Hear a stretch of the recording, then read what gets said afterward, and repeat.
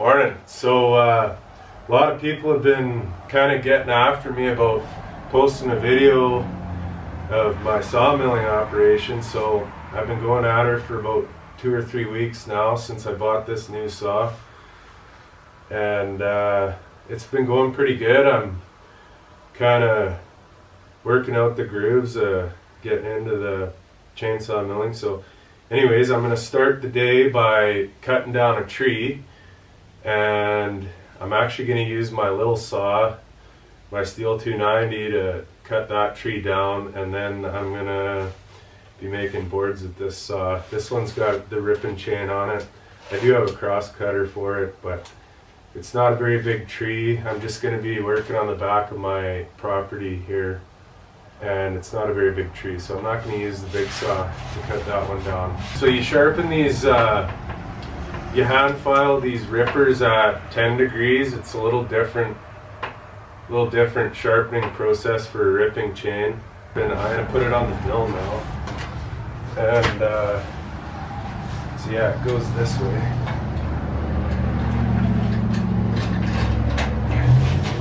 Once I get this on, we'll be ready to go down below across the creek and fall that tree, and then we can get started.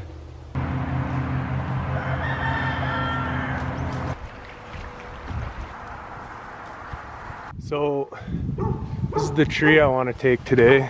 I am a little bit nervous about these trees on my place because they don't really lean where I want them to go, and I have to use wedges to get them over anyways, but this one will go good. That one there is a really nice tree. Like it's at about that 18 to 20 inch diameter that works really well with my mill, but that one there is good too. Like that one will be 15 probably at the butt there, maybe 16, but that one's really nice. But I'm gonna do this one first because in order to fall this tree, I'm gonna have to have that one down. Otherwise they're just gonna get tangled because I want them to go this way. So I'm actually gonna be making boards on this side of the creek, and then I'll just pack them across. So yeah, anyways, let's see if we can get this tree over without hurting ourselves today or screwing it up, falling it into the neighbors. Whatever happens, I guess, but let's see how it goes here.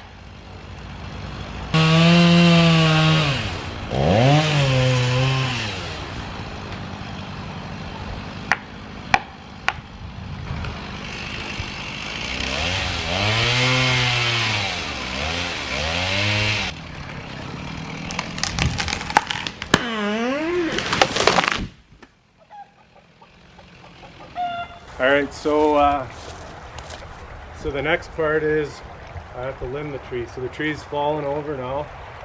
I'll walk up it and limb it. So I got probably about 30 feet of merchable timber here, or probably more actually. Yeah, there's probably 35, probably 45 feet of merchable timber here, or that I'll be sawing in the boards, so the rest will be firewood. So I'm just going to limb it here.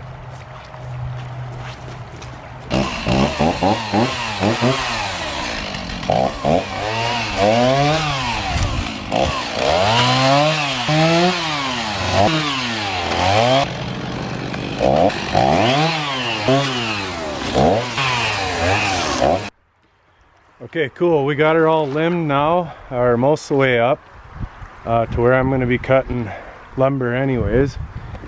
Got most of the branches thrown away in my slash pile. We'll be burning that. It's already in a good position for milling because I actually set these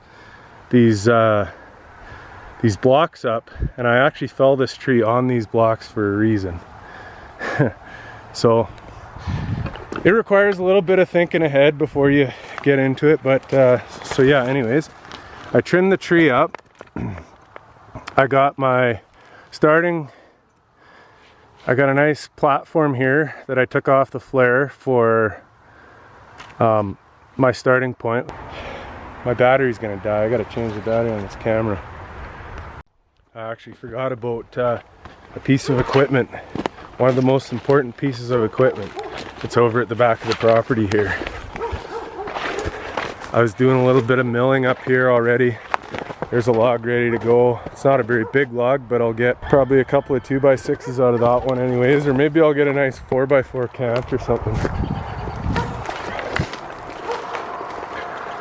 But yeah, that piece of equipment is the rail. Now the rail sits on my log. I'm going to show you that in a minute. It sits on my log and it helps me cant. So that's canting equipment. I should actually write the canter on the side. I'll just show you some of these 1x8s that I made.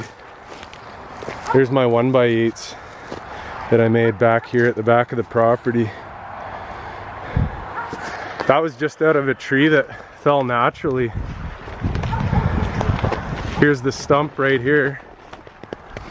It was I think it was 18 on the butt, so perfect size for my mill. And it fell that way, it fell over there. And it's been down for probably 2 or 3 years now, or a year and a half, yeah, a year and a half anyways. And it was just back here, so I figured, you know, I got this mill, let's try and saw it up. Boards are a little rotten, but paint them up, they'll be good for the chicken coop or whatever. So it actually snapped off at the top. There's the part I trimmed. It snapped off.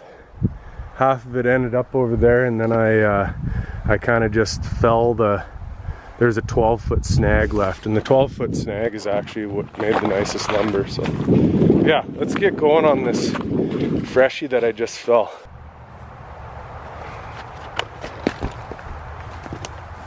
Okay, so I got my log measured out. I'm gonna buck it off at 12 feet, and I've got it so that it's gonna fall here. I've got the wedge that I cut out of the tree with the undercut here, and it's gonna keep it from rolling down on this hillside on me. And the log's just gonna fall nicely in there, and I got it set up over here, so it's gonna be good. It's gonna sit nice here, and I'll be able to cant it and make my boards. Okay, so let's trim her up here.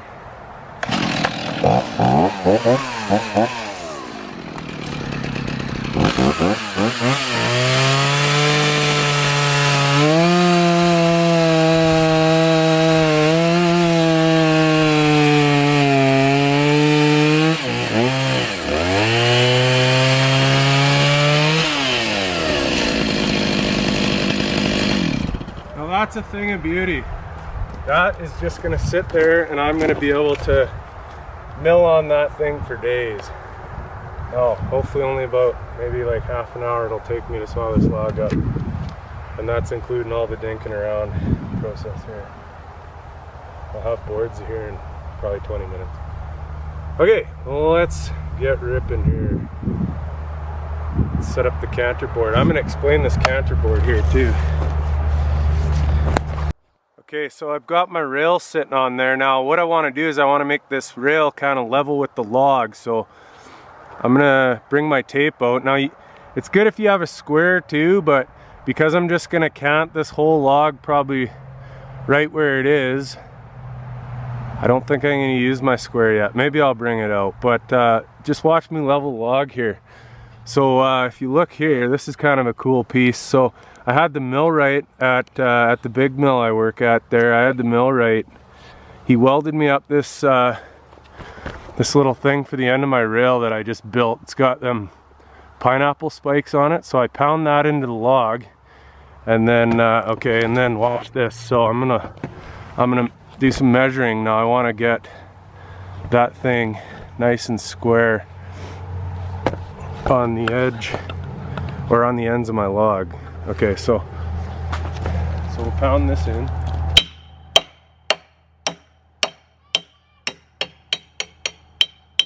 Okay, that's gonna kind of stay. Oh, hi babies. So we got to the center, from the center to the top, we got 13 1/4. So it's pretty rough estimates here, but you go to the center of this log, which I can't even see, but I bet you that's pretty damn close. So let's just call that good, because it pretty much is good. So I've got a nail board here. So my nail board, I just kind of give her a pound, and that's going to stay good. And then I've got some spikes here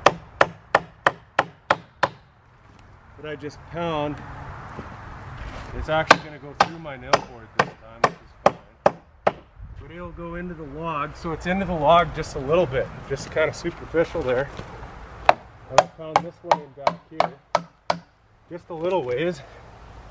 Didn't go in very far, but see, now my rail is really solid. So if I'm not really reefing on it, which I'm just going to be gentle with the mill, it's just going to stay fairly firm on there and dug in, and my saw is just going to come zinging through here and leave it with a flat surface, so I can rotate it, make another flat surface. Then I'm making flat surface boards, which I can then run on my table saw. Now I haven't quite decided if I want to make 2x or 1x. I'm going to make 1x because I need sheeting for the chicken coop.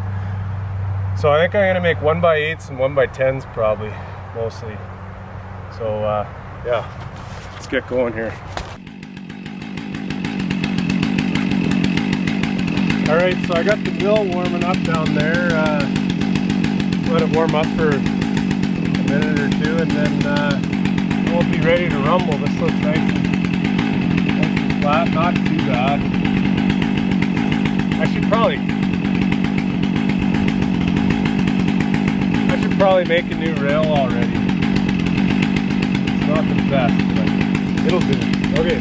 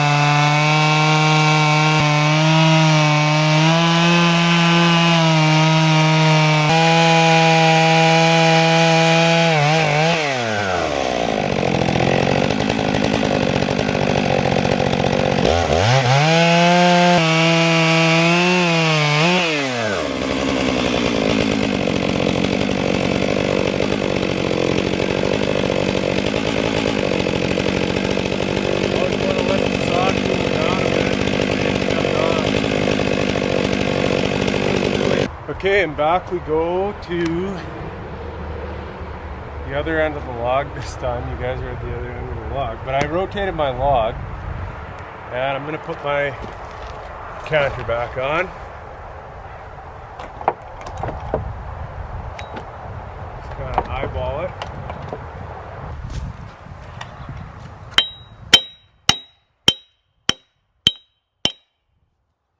Okay. That's gonna hold and it looks square. So we'll just measure. It should be pretty close to 13 again, it always is. It's the right size log. It's okay, 12. Okay, it's 12 this way.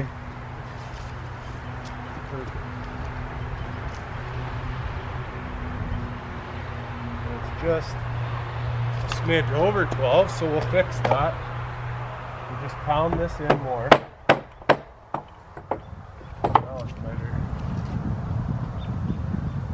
Pretty well bang on 12 there. Won't matter because it's my last slab that this cut matters on anyways, and my last slab is not overly important. Okay, here we go.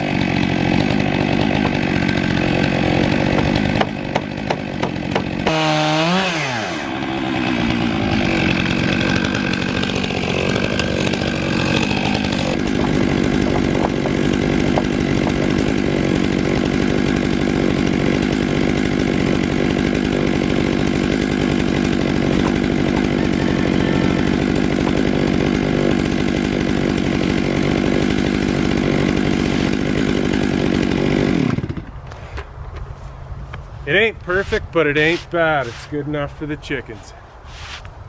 All right, let's make some board.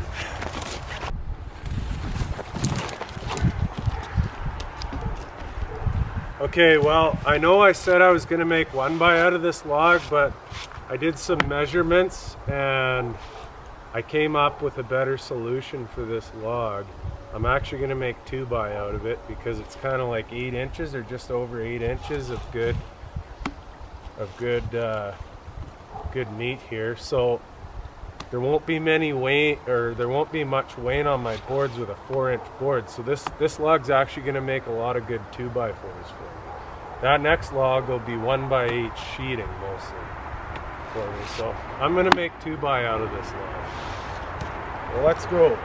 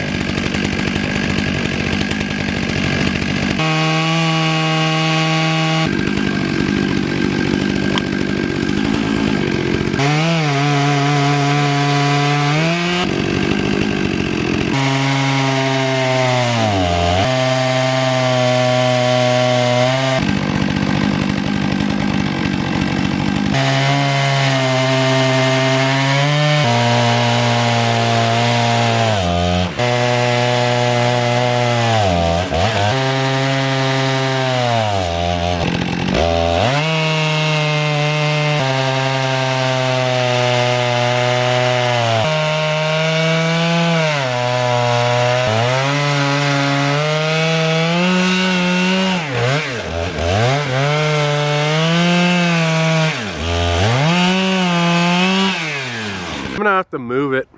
It was okay for the first cut, for the canting it was fine, but I'm gonna move this log. So I'm gonna actually cut it down to 62.5 because that's how long I want my next boards to be. I want them to be 62.5 inches so that they fit where I want them in my chicken coop, my 1x. So I'm gonna buck that log off at just over 5 feet. Be nice and easy to move, and we can carry on with our 2x solutions here. So just quickly cut this log off.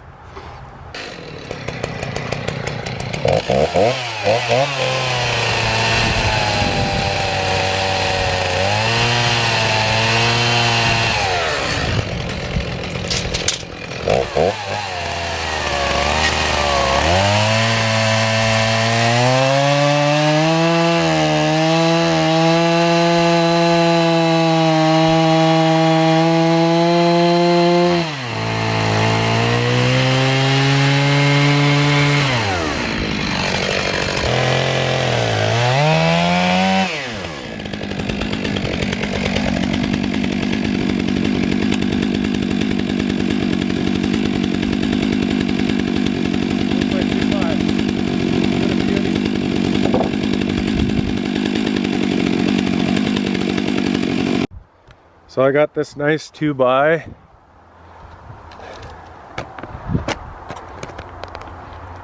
I'll be able to make that into 2x4s on my table saw.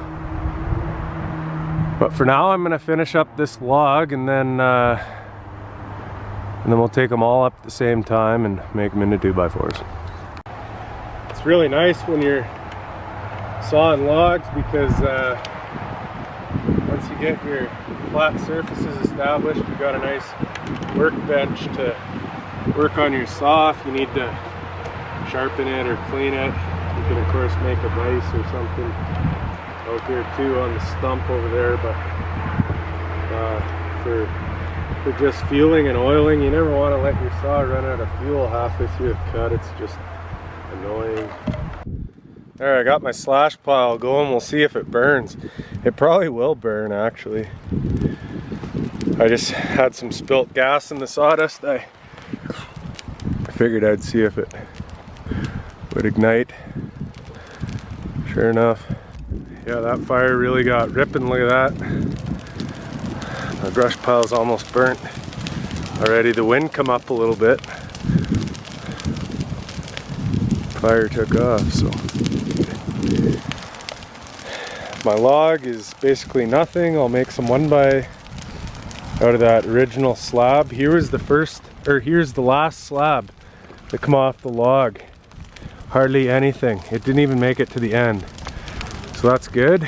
There's my boards. I think I got 4 or 5 2x10s there, whatever they are, but I'm gonna take them up and rip them on the table saw, and I'll show you guys that.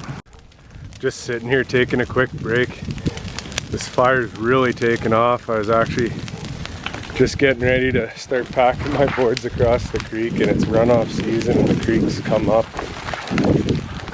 The little bridge that my kids built out of a pallet started to wash away, so I caught up to the pallet and I had to sacrifice one of my boards. So one of my boards is going to the bridge for now while the creek is coming up. It's just kind of a seasonal creek here. I gotta stand by here, just watch this fire until it simmers down a bit here in the next 5 or 10 minutes.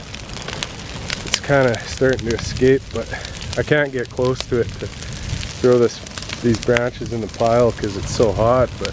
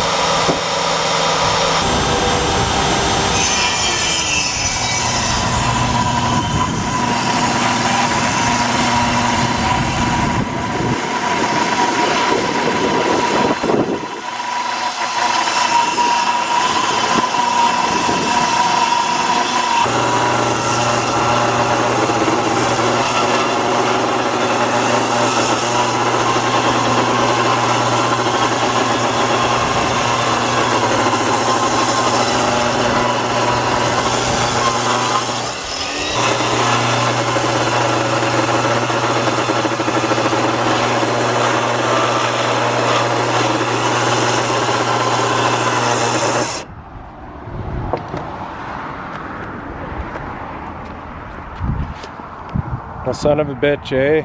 Fucking thing kicked out. That's a really common occurrence, actually. So now I gotta go all inside and get the breaker. And there you have it, folks.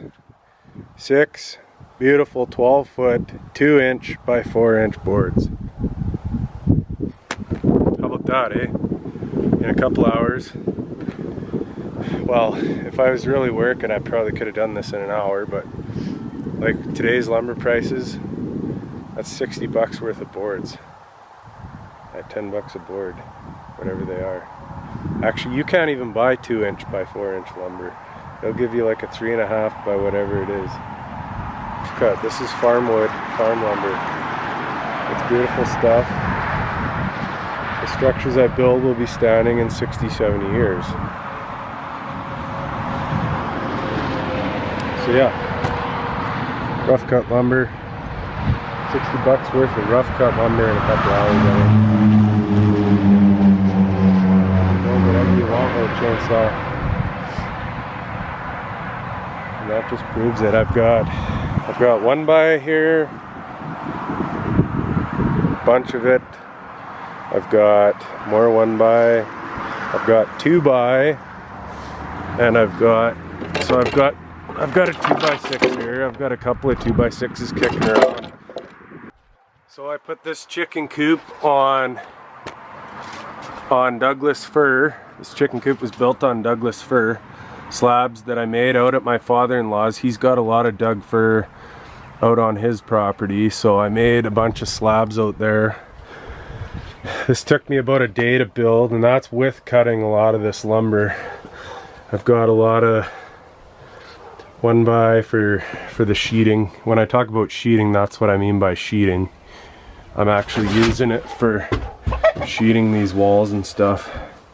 This one was done with a crosscut chain. You can see the saw marks, and that's with a ripping chain. So there's a big difference between the two.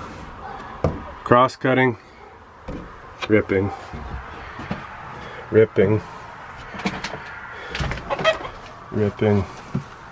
Minor saw marks in the ripping. So these were 2x4s that I sawed up myself to make the bones. So there's half sawn. This is a half sawn pine, and then I just put some of my 1x up there, tar paper, and I got like 10 up there. So yeah, no, you can build whatever the heck you want with a power saw. Like seriously, once you get into power saws, I wouldn't hammer a nail with a power saw, but you can sure as hell make all the wood, make all the cuts with a power saw. So there you go. This chicken coop, I think I've got like 10 bucks into it. Actually, I'd be closer to the $40 mark after you put the tin on there. And I think I got another 10 bucks worth of hinges when I put the door in there. 10 bucks worth of screws. So yeah, 40, 50 bucks. You can build a 6x7 or 6x6 structure, whatever the dimensions are of this thing. So pretty damn cheap. That's how you save money. You guys are worried about COVID. I'm worried about how to make a lot of money and save a lot of money during this pandemic. There's my chickies.